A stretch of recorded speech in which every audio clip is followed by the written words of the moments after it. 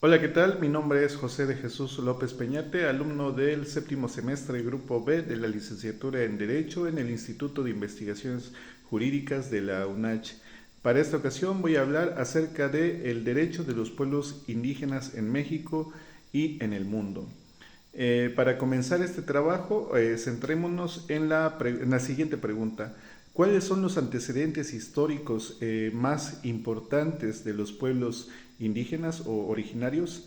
La historia nos demuestra a través de manuscritos que los primeros habitantes de América procedieron de Asia, cruzando a través del estrecho de Bering, historia que todos sabemos, durante la última glaciación.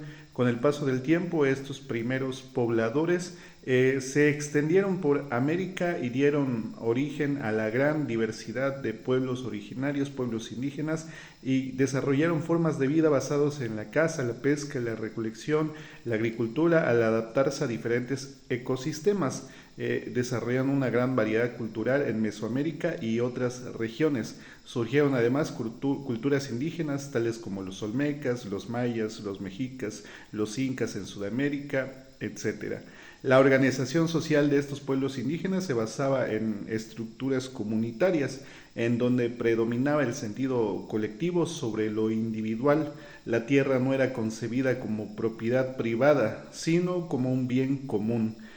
Asimismo, se desarrollaron sistemas normativos propios, conocidos como derecho consuetudinario, que regula la vida interna de las comunidades y además garantiza la cohesión social.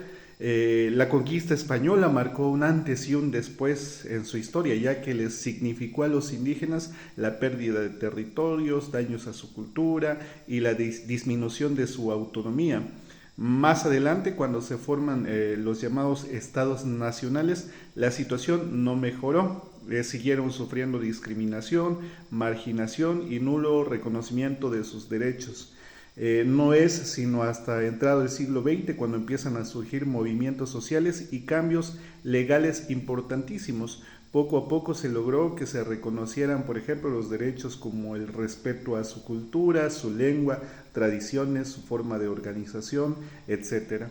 En México, un paso muy clave fue la reforma al artículo 2 de la Constitución en 2001, donde se reconoció que el país es pluricultural y se establecieron derechos fundamentales para los pueblos originarios.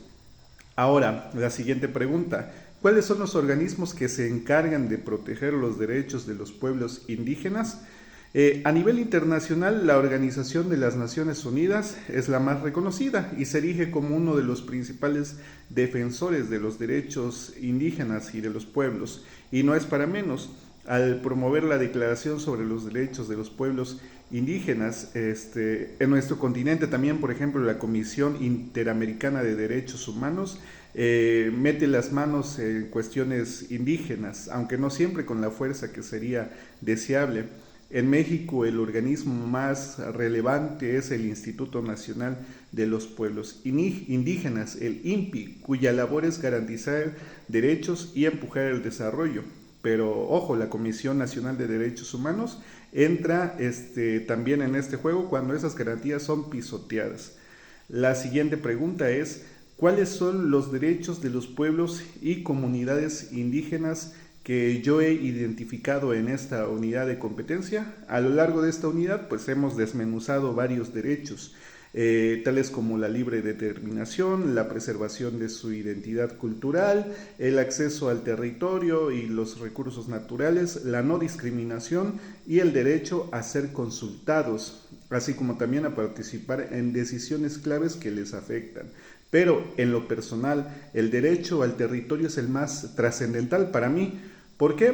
Porque el territorio no es solo un pedazo de tierra, es la base física donde se teje la vida comunitaria, donde se cultivan los alimentos, donde se realizan los rituales ancestrales, se transmiten las lenguas y se entierran a nuestros familiares. Sin territorio, la libre determinación carece de sustento.